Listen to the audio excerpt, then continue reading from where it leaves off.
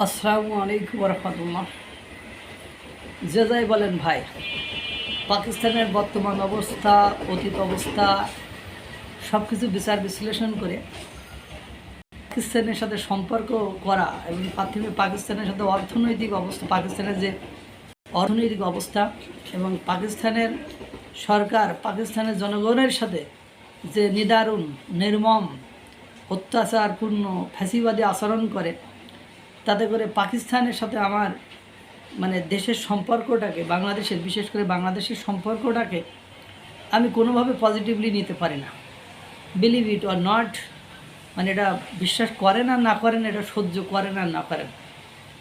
পাকিস্তান এমন একটি রাষ্ট্র, যে রাষ্ট্র তার ধর্মের ভাইকে নিদারুণ নির্যাতন করতে একবারও পিছপা হয় না। পাকিস্তান এমন একটি রাষ্ট্র যে ধর্মের উপর ভিত্তি করে সে দাঁড়িয়ে থাকে, সেই ধর্মকে অবমাননা, সেই ধর্মের মানুষকে হত্যা করতে তাদের একবারও বুক কাঁপে না। পাকিস্তান এমন একটি রাষ্ট্র, তার ধর্মের মানুষের, নারীদের সম্ভ্রমহানি করা, তাদের নির্যাতন করা, তাদের ধর্ষণ করতে তাদের একবারও বুক কাঁপে না।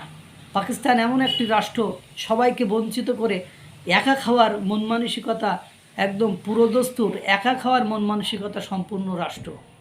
এই পাকিস্তানকে বিশ্বাস করে তার সাথে সম্পর্ক তৈরি করা কোনোভাবেই আপনার যুক্তিসঙ্গত নয়। আর এই পাকিস্তানের সাথে সম্পর্ক বাংলাদেশের হচ্ছে 2024 সালের 5ই আগস্টের পর থেকে। এই 2024 সালের 5ই আগস্টের পরে বাংলাদেশে তাদের সাথে যে একের পর এক সম্পর্ক তৈরি করা হচ্ছে, এই সম্পর্কের কারণে বাংলাদেশকে এক সময় দেখবেন বড় মূল্য দিতে হবে। কারণ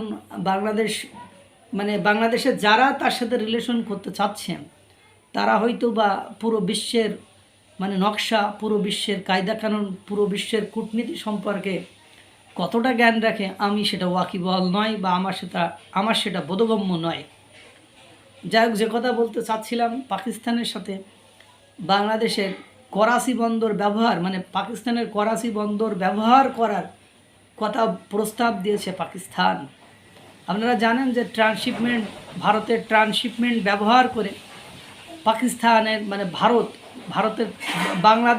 ভারতের ট্রান্সশিপমেন্ট ব্যবহার করে বিভিন্ন পণ্য সামগ্রী, পণ্য দ্রব্য বিভিন্ন দেশে পাঠাতো।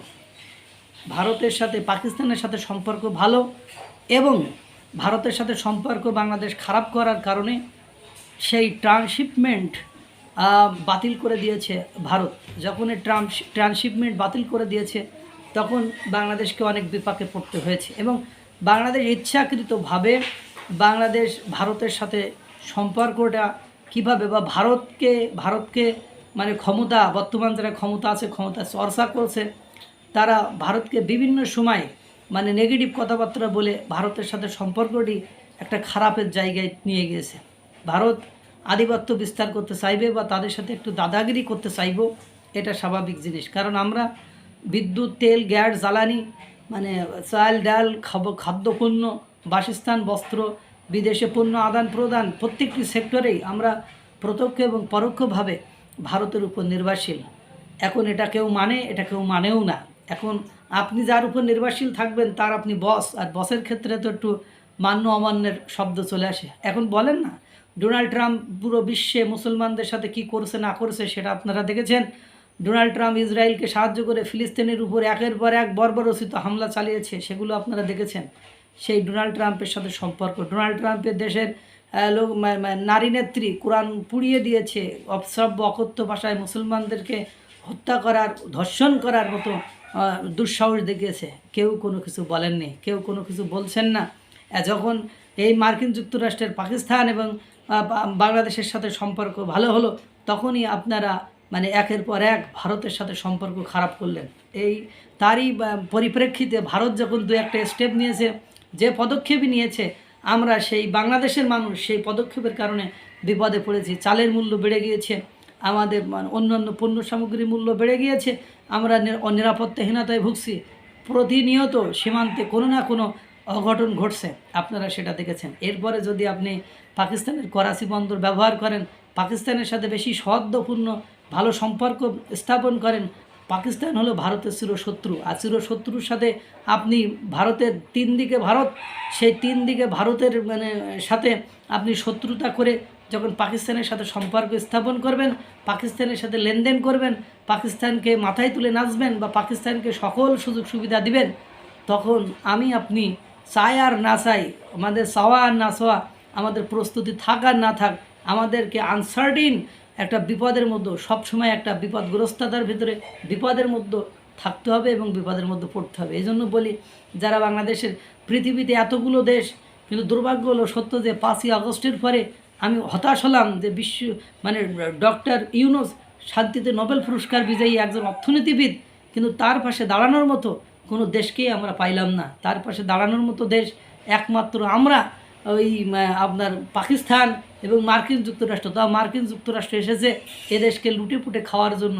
তারা একের পর এক যেভাবে আমাদের সাথে অন্যায্য চুক্তি, 31 টাকার গম 37 টাকায় কেনা, তাদের কাছ থেকে বিমান কিনতে হবে, তাদের সাথে বিভিন্ন চুক্তি, অপ্রকাশ্য চুক্তি করতে হয়েছে। সেগুলো থেকে আমরা স্পষ্ট প্রতীয়মান হয় যে তারা আমাদেরকে সেই মুক্তিযুদ্ধের সময় মার্কিন যুক্তরাষ্ট্র এবং পাকিস্তান আমাদেরকে সমর্থন, মার্কিন যুক্তরাষ্ট্র পাকিস্তানের পক্ষ নিয়েছিল। সেই পাকিস্তানের আর মার্কিন যুক্তরাষ্ট্রের সাথে যখন স্বাধীনতার দীর্ঘ 54 বছর পরে বাংলাদেশের কোনো সরকার সম্পর্ক স্থাপন করে, পৃথিবীর অন্যান্য বড় বড় রাষ্ট্রের সাথে সম্পর্ক স্থাপন করতে পারে না, তাদের সাথে চলে খাইতে পারে না, তখন আর বুঝতে বাকি থাকে না পাকিস্তান যেমন অলওয়েজ আনস্টেবল, অস্থিতিশীল, সেখানে দাঙ্গা হাঙ্গামা বিদ্রোহী, এমন কোনো দিন নেই, not a single day you will get, যে সেখানে কারো জানে শেষ হয়নি, কেউ মারা যায়নি, সেখানে হতাহতের ঘটনা ঘটেনি, তারা কাউকে হুমকি দিচ্ছে না, তারা হুমকি দিচ্ছে, তারা মানুষের জীবন নাশের চেষ্টা করেছে। এদের সাথে সম্পর্ক স্থাপন করে আমি এই যে 1 বছরের বেশি হলো যে সরকার ক্ষমতায় আছে, সেই সরকারটা আপনি কোনো সময় স্টেবল দেখেছেন? একটা সেক্টর দেখান যে সেক্টরে না আমরা প্রোগ্রেসের দিকে যাচ্ছি, আমরা উন্নতির দিকে যাচ্ছি। সুতরাং পাকিস্তান আর মার্কিন যুক্তরাষ্ট্র যার বন্ধু, তার পৃথিবীতে শত্রুর অভাব নেই। ঠিক আমাদের ওই অবস্থাই হবে। আল্লাহ তাআলা সকলকে ভালো রাখুক, সুস্থ রাখুক। আসসালামু আলাইকুম ওয়া রাহমাতুল্লাহ।